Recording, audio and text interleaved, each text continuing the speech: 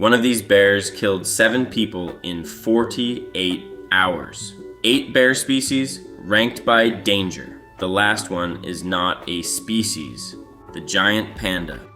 The most dangerous thing about a giant panda is that everyone has already decided it is not dangerous. Leuropoda melanoleuca reaches up to 150 kilograms, has jaws strong enough to crush bamboo stalks the diameter of a human wrist, and is classified as a carnivore that chose to stop eating meat, the dietary equivalent of a wolf deciding to become a fruitarian while keeping all its teeth. Zoo records from China document multiple incidents of significant injury to handlers who entered enclosures. The panda did not change its behavior for captivity. The humans changed their assessment of its behavior incorrectly. But here's what nobody mentions. The giant panda abandoned meat approximately 2 million years ago, and its digestive system never fully adapted to the change. It must eat 12 to 38 kilograms of bamboo per day just to extract enough nutrition to survive. The teeth that make it dangerous are the same teeth that were never supposed to be eating bamboo in the first place. Survival chance, 94%. Drops significantly if you are inside the enclosure and the panda is between you and the exit. The giant panda opens this list as the least dangerous bear on Earth. What comes next decided to skip the dietary experiment entirely and stayed exactly what it was. The sun bear. The most dangerous thing about a sun bear is that it reaches your face before you register it has moved. Halarctos malayanus is the smallest bear species on Earth at 65 kilograms, with the loosest skin of any bear. If a predator grabs it from behind, it can rotate inside its own skin and bite whatever is holding it. It lives in the rainforests of Southeast Asia, and across its range is documented as the most aggressive bear species toward humans relative to its size, more so than animals 3 times its weight. But here's what nobody mentions. The sun bear is classified as vulnerable, declining due to deforestation and the illegal wildlife trade. It is kept as a pet across Southeast Asia, which is where most captive attack records originate. The most aggressive bear toward humans relative to its size is also one of the most exploited as a companion animal. The people most likely to be attacked by a sun bear are the people who tried to domesticate one. Survival chance, 71%, drops to 38% if it reaches standing height before you create distance. At standing height, you are exactly where it aims. The sun bear is small, fast, and attacks the face. What comes next is larger, slower, and attacks everything. The spectacled bear. The most dangerous thing about a spectacled bear is that almost no one in the northern hemisphere has thought about it at all. Tremarctos ornatus is the only bear native to South America, the last surviving member of the short-faced bear lineage, a group that once included the largest terrestrial mammalian predator in North American history. Attacks on humans are documented but infrequent. Fatalities are rare but confirmed. The bear is large enough that when conflict occurs, the outcome is not ambiguous. But here's what nobody mentions. The spectacled bear is the last of a lineage that produced Arctidus simus, the short-faced bear, which stood 1.8 meters at the shoulder and was the apex predator of Pleistocene North America. What remained of that lineage eats mostly fruit and is disappearing into shrinking mountain forests. The most formidable bear that ever lived is now this, a 200-kilogram animal in the Andes that would rather climb a tree than fight you. Survival chance, 76%. The lineage it descends from would not have made that choice. The spectacled bear is the last of its kind. What comes next has been here far longer and has the attack record to prove it.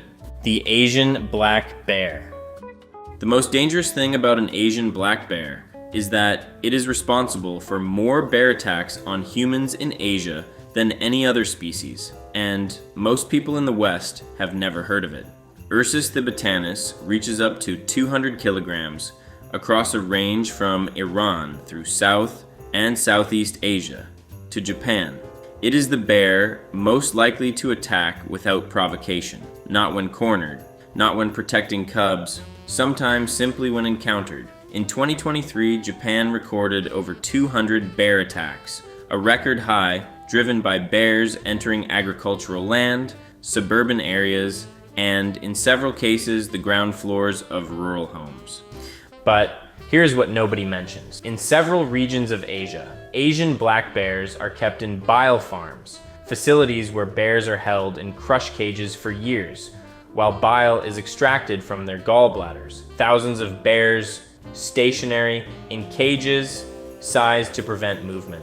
The bear responsible for the most human attacks in Asia is simultaneously one of the most exploited large mammals on Earth. The bear that enters a Japanese village in 2023 and the bear in a bile farm cage are the same species responding to the same pressure from opposite directions. Survival chance 63% drops to 29% in Japan in autumn when bears are in hyperphagia, consuming up to 20,000 calories per day. And their tolerance for interruption is at its lowest. The Asian black bear attacks more people than any other bear in Asia. What comes next attacks more people than any other bear in North America. The American black bear. The most dangerous thing about an American black bear is the bear safety advice that gets people killed. Ursus americanus is the most numerous bear species on Earth. 800,000 individuals across North America. The standard advice is correct. Make noise, stand your ground, fight back.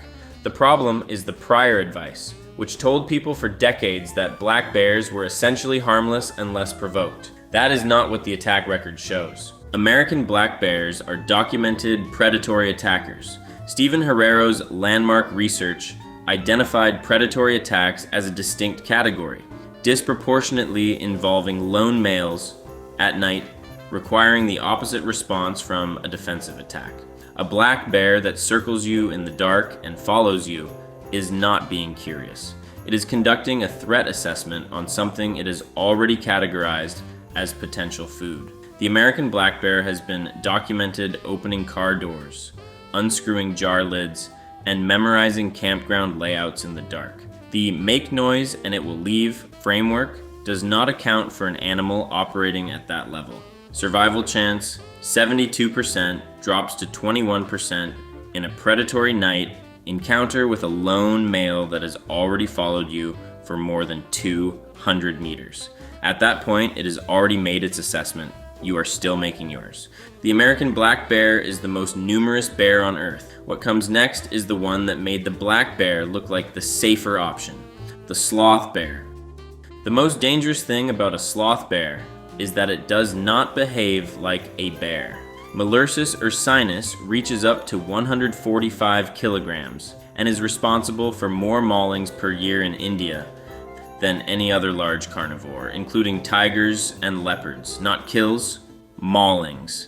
The sloth bear frequently attacks, inflicts severe facial and scalp injuries, and leaves the victim alive. A specific and particularly destructive attack profile.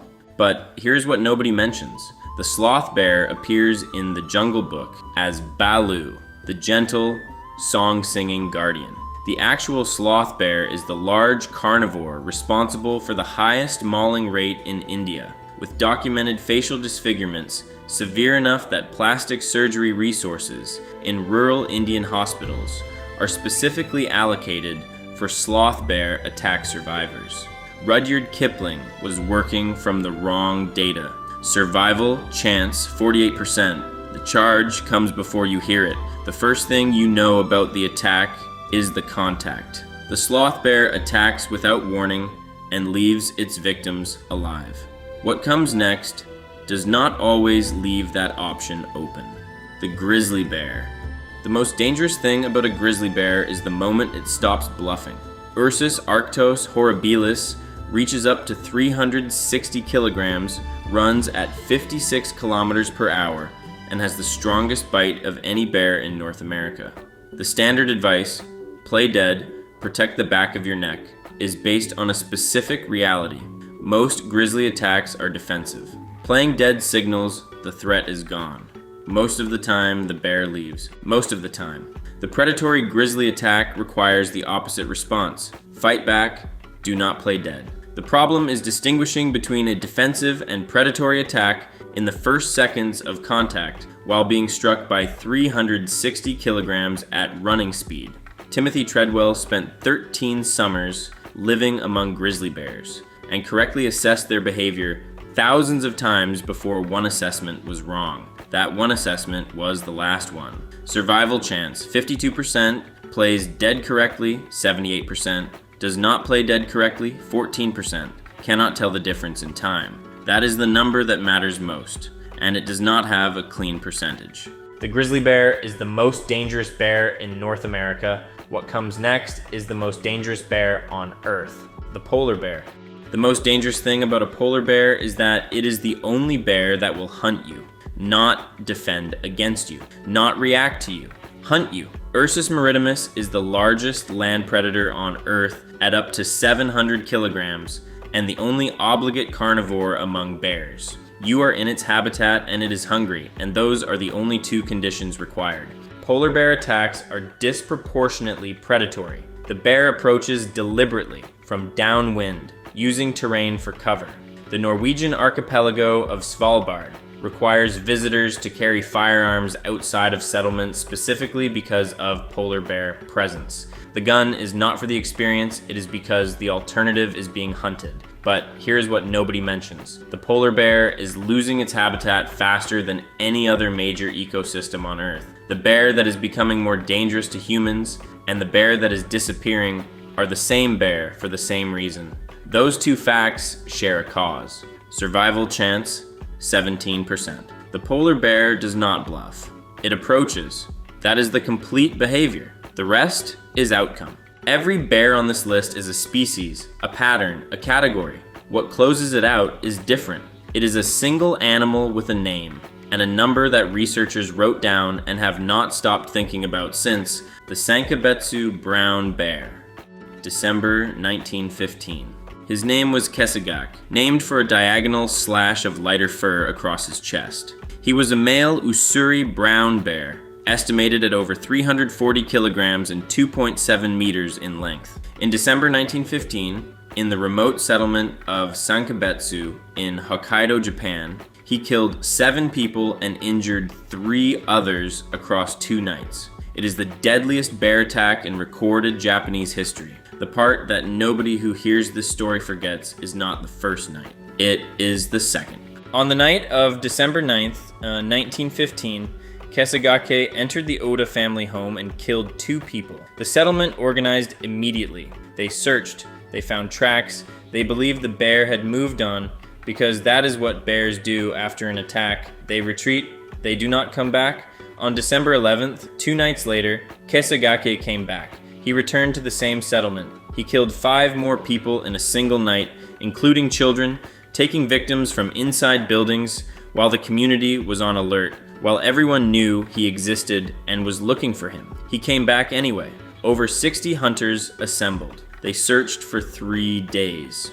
Kesagake crossed through their search parties more than once and was not found. He was killed on December 14th, not because the hunters caught him, but because he stopped moving long enough for them to arrive. On his terms, not theirs. Here's the part that makes everything else on this list feel different in retrospect. Every other entry is a species, a pattern you can study and account for. Kesagake is a single animal that made a specific decision that researchers have debated for over a century without resolving cleanly. He returned after the first attack, after the hunters organized, after the settlement was on full alert. Clean answers require the bear to have been simpler than he was. Survival chance, if Kesagake selected you, 0. If he did not, 100. He selected 7 people. He returned for 5 of them after everyone already knew he was there. That is the number that does not leave you. Not 7. The return. Every bear on this list evolved in a specific environment to solve a specific problem. The giant panda solved bamboo. The polar bear solved Arctic sea ice. The sloth bear solved termite mounds. The grizzly bear solved everything. The human beings who share those environments were not the problem the bears were solving for. In most cases, they still are not. But the space between a bear's territory and a human settlement is smaller now than at any previous point in the history of both species. The bear did not move toward us. We moved toward it and called the resulting conflict a wildlife problem. Kesagake returned to Sankabetsu in December 1915 for reasons that have not been cleanly resolved in over a century of analysis. The settlement was rebuilt. People moved back. Bears still live in those mountains. The distance between them and the settlement is smaller than it was in 1915. That has not stopped being true. Subscribe if you want more of this. I'll see you in the next one.